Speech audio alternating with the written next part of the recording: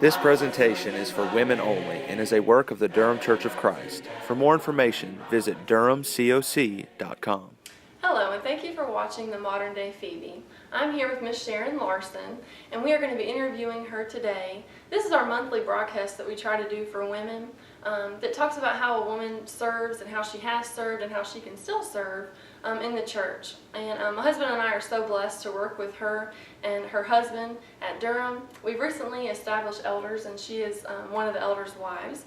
And I'm just so thankful for her and for her example. She is a woman that, since we have been here, you can just watch her and you will know how to live a godly life. She has been an example to me and an encouragement to me, and I'm so excited and happy that I get to interview her today. So we're just going to start off by just asking some questions, and the first question I'd like to ask, just tell us a little about yourself and about your family situation, how long you've been married, how many children you have, how many grandchildren, and we'll go from there. Okay. Well, we've been married almost 42 years. It'll be 42 years in December. And we have 3 adult daughters, and their ages 31, 33, and 35. And we have 6 grandchildren. 5 of them are girls and 1 boy. So you can imagine how spoiled. No, not really, but he's a sweet little boy. Okay. Being a mother of 3 girls, explain how you helped them maintain a positive relationship with one another. I know I was raised with 3 other girls, and that was something that my mom had to constantly be watching out for us as well, just to maintain that healthy relationship with each other, being obviously close in age as well. So Right. Well, I think number 1, you can't show favoritism. You have to be the right example for them, and as all children, I'm sure they had their childhood spats, and they would sometimes feel left out, and they would have friends over, and then they wouldn't want the other one to tag along, and we had to give them that time for themselves as well to be with their little friends. But we were very blessed in Denver that our neighbors had 3 little girls also, and they were almost the same age as ours. One was a little bit older than Shauna, but they had a swing set and we had a swing set, and they were different. So we would just let them go out there and play, and they got along beautifully. And so that gave them a lot of time outside to play with others, so that worked out really well. And they had friends in the church also that they would play with. But I think the main thing there is not to show the favoritism and just to give them the support that they need. do you remember ever a time that, say one of your daughters, Shawn or Sharon or Shay, whichever one, excelled in something, and I know, growing up, they're older now, so it's hard maybe for you to remember back, but was there ever a time that you do remember that they felt down, or they felt like, oh, I'm not good enough, or look what Shauna got to do, or look what Sharon got to do? And do you remember maybe how you had to talk them through it? Were they usually happy for each other? Because that's something I feel like has to be learned at some point. I think basically they were. Shauna, I think they each had their own talents, and so we had to let them sort of expand their own talents. Shauna was very good at math, and things came easy for her, and we would praise her heartily. But then when the others came along and had their things that they were really good at, we praised them as well. And so we just tried to let them have their own things that they were good at. But I can never really remember them having jealousy. Okay, I mean that's great. Something about Miss Sharon that you might not know is she lived overseas for a while with her husband as he worked over there in Indonesia.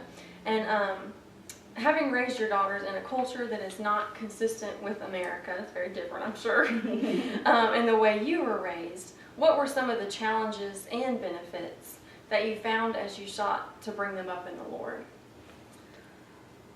Well, I think before we went, we found out that there was a church there, so we were very happy about that. And give us a timeline a little bit of how old were your girls when y'all got there and all that, all that kind of stuff. Well, Shauna was in the middle of the 4th grade, and Cheryl was in the, she must have been in the second grade. Okay, so they were young. Yes, Yeah, and Shay was still in preschool. okay. And I think it was the hardest on, well, of course, when you first start a new school, it's a little bit hard for them to develop friends, and all of them were nervous about that. And Shay especially so, because she'd been used to a church school, and it was very small, Right. and she knew everybody, whereas now she was in a huge preschool.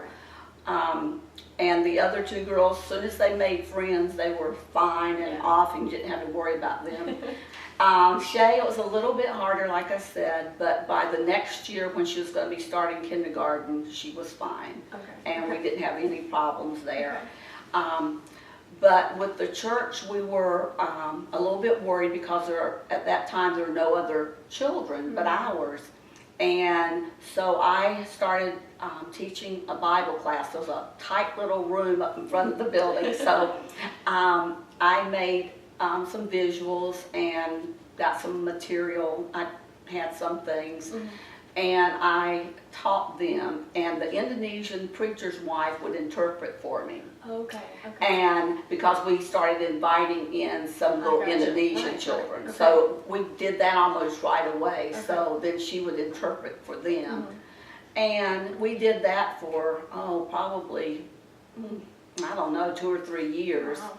And then as they got a little bit older, a few more people were in and out because of the transient type environment it was. But we did occasionally have people move in, and they would have kids, and someone else would teach the older ones. Okay. And then the Indonesian lady ended up continuing to teach the smaller children. So that was good in that respect. But then I was concerned about there not being a youth group and that kind of thing, because I wanted them to have peers, and I wanted them to be able to enjoy activities and that kind of thing with people their own age, and we just didn't have that very much. Right. So that worried me somewhat, but they did have some really good friends in the school, and I think they tended to choose friends who seemed to have the same values that they did, at least it seemed that way. And they were very involved in sports, and they were very involved in drama, that kind of thing. So that really kept them focused and busy, and that always helps. Right. And the school was really good. It was an international school with many different backgrounds, and it was just a great environment for them. And I think the kids that were there really wanted to learn. So we didn't have anything to worry about as far as gangs and that kind of stuff was concerned. Right. Now, were y'all as far as you know, were y'all the only people that were members of the church in that school? As far as we know, we were for quite a while. Okay. But then some other kids came. As a matter of fact, the Hatchers came. Okay. And their boys were in the school. And Okay. then there were a couple of other girls Okay. that were in the Okay. school about the age And of did- Shauna. And did they go to the congregation where y'all were attending? Yes. Once they got there? Okay. Yes. Okay. Yeah. I know growing up with a youth group where when I grew up, I mean that was a big deal for me, and it was important. Now that I look back, I didn't really realize it then, but I'm thankful that I think my parents were concerned about it, making sure that we were involved in things and wanted us to have good Christian friends, and help us make choices on that end. Right. So yes, we had to make choices. Other type of choices, I guess, like will we let them go here or do we let them do that? Because hopefully their conscience was good, and it would help them make the right decisions. Plus, we always talked to them, and we always talked about choices we make and the consequences and things like that. So. Now, and I've never been to Indonesia, so I don't know what the lifestyle is like or anything like that. Is it? And I know even times have changed. It's going to be different today than it is maybe 15, 20 years ago, even in America. But was there a big abundance of worldliness? I mean, worldliness is everywhere, I understand. But was there a big influence of worldliness that maybe was not in Indonesia that you noticed maybe would have been back here in America? Or was it this? Within the expatriate community, I think it was rampant. Oh, Yes, okay. it really was. I did hear of cases where some people who were members of the church that just went over there to get lost, so to speak. Oh. And because I met a few people and they said, "Oh yeah, I'm a member of the church," and I'm going, why aren't you attending, that kind of thing? Right. And for various reasons they weren't going, or they were attending somewhere else, that kind of thing. But even our girls, everyone would go to the American Club. It seems like that's where you go to eat a lot of times. And sometimes we see some of even members of the church drinking and that kind of thing. And they always had a lot of parties and that kind of thing. So that was very hard to see. That really bothered us. And we just had to explain to the girls that we, didn't do that kind of thing. And that some people just got involved in things that they shouldn't be involved in, and we would just try to explain to them why we didn't. And I think sometimes we would maybe get excluded from some things because we didn't get involved in some of those things.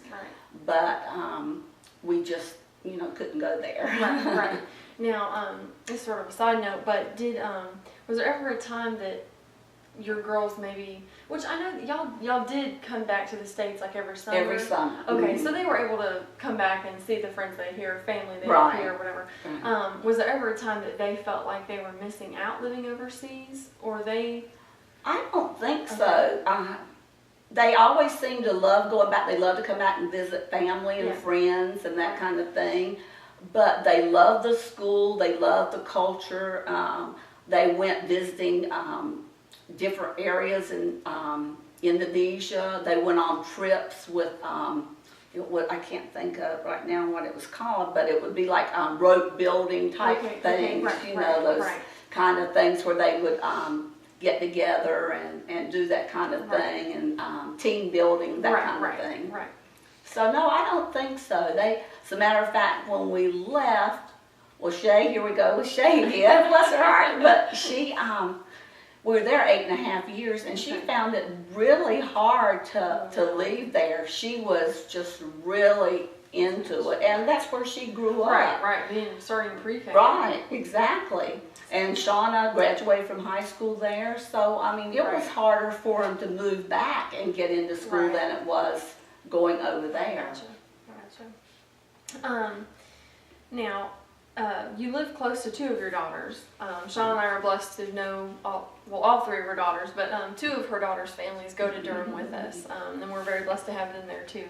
But living close to two of your daughters, and they both now have their own families, what pitfalls should be avoided, and what advice do you have so that good, healthy, leave and cleave relationships can exist between family members who live close in proximity? Right. Well, I was mentioning it to Dennis, and of course now he is, and he starts laughing. He says, "Lock our doors. Don't let him in." But no, I think, and I hope they feel the same way. I think they do, that we are a very close family. They call me a lot, and I call them. Of course, I'll see Shauna every day because she comes here for lunch and brings grandkids, which will soon cease because everybody will be in school. But I have to remember that their husband is number one now. And I need to remember not to get involved. And I'll have to say, they don't usually come running home to us, which I think they know they're not supposed to. If they have an argument or something, if they do, they don't come over here and want us to take sides or tell us about it or that kind of thing. They've always kept it to themselves, and which I think is good. I think if they did need to talk to us about something, then we listen and only give advice, I think, if they ask for advice. But other than that, we're supposed to, stay out of it.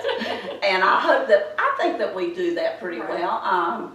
We don't try to tell them what to do, and we want them to develop their own friendships, and I think they have. I don't expect them to always have us around, and I don't think they expect to always be around us.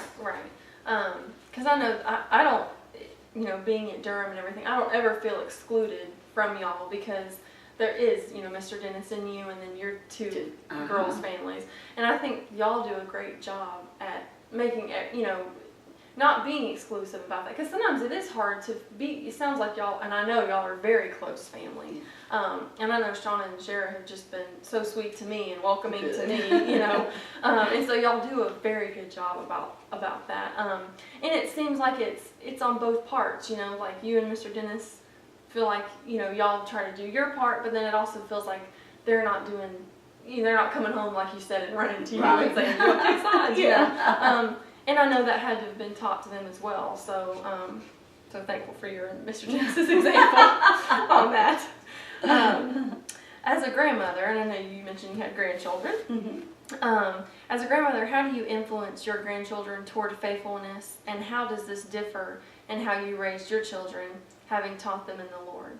And I know there's I know with my mom, some of her grandchildren live up there with her, and some of them live here, and I know she is so thankful for the impact she can have on the grandchildren that live so close, but she does mention that sometimes she wishes that she could, see the other grandchildren more, and I know you're in that case too, with Shay living in Tennessee. Yeah, I miss seeing her and the kids. Right, but how does it differ from, it being Shay, Shauna, and Shara that you're their parent, and then how does it differ now, do you realize, with trying to influence your grandchildren in the Lord? Well, I will have to say that we have disciplined them because we keep them so much, and they have to, the parents say that's fine, and we do, if they misbehave, then they're disciplined. I think in a lot of ways, it's the same as when our girls were growing up. You try to teach them right from wrong by example. You talk to them about it when they do something wrong and how God would be displeased. We go for walks sometime, and you show them and talk to them about things that God made and all about creation, that kind of thing, When they do spend the night, you have a Bible story and prayer, although I know their parents do that at home as well. So I think that's some of the main things that we have done with them. We've taken them with us when we've gone to visit the nursing home at times, or people in the hospital, so they see that as well. Example is so big, and that's what I was saying earlier. You're just a great example to me, and I know to every woman you come in contact with, and so I'm so thankful for you. What are some areas that younger women can focus on so that they can step up and fulfill various needs within the church? I was just thinking about that earlier, and I thought how pleased I am to see how wonderful you young ladies are in the church here. I really am, because you do step up. I'm amazed at when somebody needs food, y'all call or check or take food over to people who are ill. You check up on them when they're sick and call them or send a card to encourage them.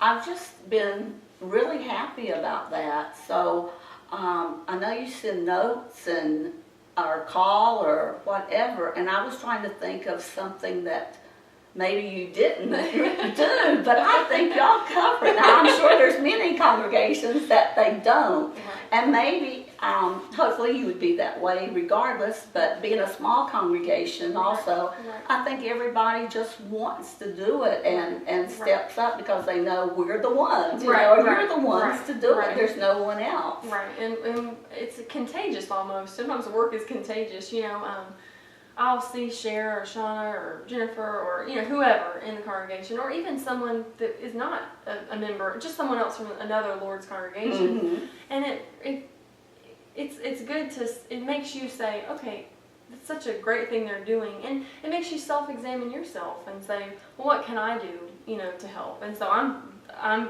with you. I'm very thankful for the examples we have at Durham of the women who do step up. What are well, we just did that question.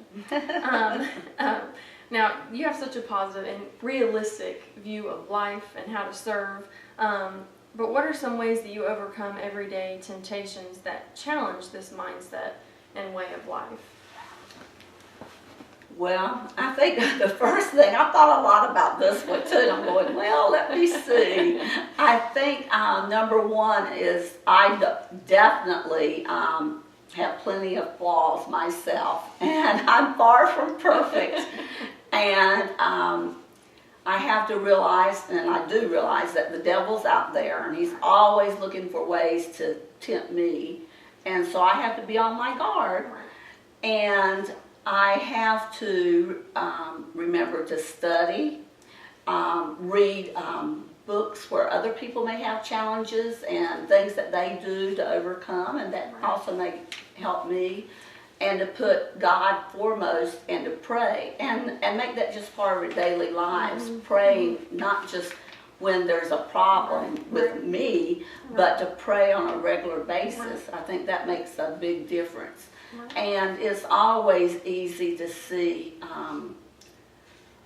someone out there that has more problems as far as if you're not feeling well, that kind of thing. It's always easier to go anywhere and see someone you think, well, they have it a lot worse than I do. You know? So. Well, we have two more questions. What are some ways that you have found successful in influencing and encouraging your husband as he seeks to fulfill the Lord's work? I know I mentioned earlier that Durham has just established elders, and now Mr. Dennis is an elder. What are some ways that you have found in encouraging Mr. Dennis, and even to fulfill that role as an elder? Because you know, they say behind every great man is a good woman or great woman, you know. But I know that he needs every man needs encouragement. And what are some ways that you have found, practical advice or practical ways that you have found that encouraging Mr. Dennis has been helpful, and maybe not so good ways that you found? Well, I think I have to remember always listen. I think number one is always listen, and to show respect. I do sometimes give my opinion or opinion that I think others might have. If he's thinking about something, just so he can see another viewpoint. But I think the main thing is being a good listener and never talk about him, you know, to someone else. I think that's real important. But as an elder's wife, and this is a new role for me, I'm having to be, you know, real careful, and because you don't want to speak out of turn or say something when they're confiding in me, because sometimes you might want to slip up or say something, and I mean, this is a confidential type thing, and I need to be there for him and not, you know, speak out of turn, that kind of thing. And that's the thing I guess I have to remember, is to always let him say what he feels or what he feels is right. And, you know, just step back and go along with what he says, even though I may not always agree with it. Right. And I think that's a huge, I know in today's society, being submissive is not a really word sometimes women like to use. But even at Durham, I mean, there's so many women, and of course you're included in this, but they are so submissive to their husbands. And I think you set a great example for us as women of how to treat your husband with respect. And like you said, even sometimes when maybe you don't agree, or, you know, because every marriage is going to have disagreements. Right, exactly. But like you said, it's letting him take that role, you know. And so that's great advice. I always need to hear that. Do you have any final words or advice that you would like to leave for the younger generation of women? And this can be anything, not anything that we talked about. It could be anything that you've just thought of. Anything. Okay. Well, I guess I thought more along the lines of how young people teach their children. And I think that they do need to discipline their children. So many people today say, oh, you worry about breaking their spirit, and you worry about their self-esteem and that kind of thing. But I really believe that you have to start out early. And I admire you so much for the way you're teaching your children, the way they sit there on during worship time and that kind of thing, teaching them to learn to sit. I mean, I think that was great because I think that is very important. And they have to start out early. And there's sometimes that we just get, I know, boggled down with the day-to-day things. And it's very important that we pray about these things. And we have to remember, as I'm sure so many of us do, you included, that there's some days harder than others, but this too is a passing type thing, and before you know it, they're grown and gone, and you miss them so much, and that's hard. There again, we talked about it earlier about showing favoritism. We have to be real careful about that. Commend them on the things that they do well, and be involved with their activities. I think that's real important too, to be involved with their activities and always be there for them. And I think we have to have a sense of humor. Sometimes we just get so caught up into being the strict parent that we forget that we can laugh with them as well. And sometimes, and this is probably maybe when they get older, and I know I've said it a couple of times, had a bad day or whatever. I think especially when they were probably teenagers, had a bad day, and they necessarily didn't do anything that they were that bad, and I screamed at them or whatever. And I have told them I'm sorry, and I think that's important also, to be able to say, I'm sorry, I was having a bad day, and that's okay. And hopefully they'll, in return, when they're having a really bad day, that they'll come back and say, well, I'm having a bad day and I'm sorry. And I think to have that open communication with your children is so important. That's what I was going to ask you. How did you keep that open line of communication? I know, and girls are different from boys, but then I hear some, parents say, well, my girl didn't really talk to me, but my boy did. And so I know every child's different. I understand that. But how did you and Mr. Dennis try to keep that line of communication open? Because even with our young children, I try to think about ways that I just want them to be able to talk to me and communicate with me, and I don't want to lose that. But it's a challenging thing to know how. Do you remember any specifics on even just if they came to you and talked to you about something? I mean, do you remember any specific time? You don't have to give the example, of course, but how you kept that line of communication open with them? Because it seems like your daughters are so close to you and are still able to have that line of communication open on a mature level, even though they have their husbands there with them. The only thing I can really remember is to always be there for them and to sit down and listen. Take that time to sit down and talk to them, and trying to keep that line of communication open. And when they have to and want to tell you something, you need to listen, then.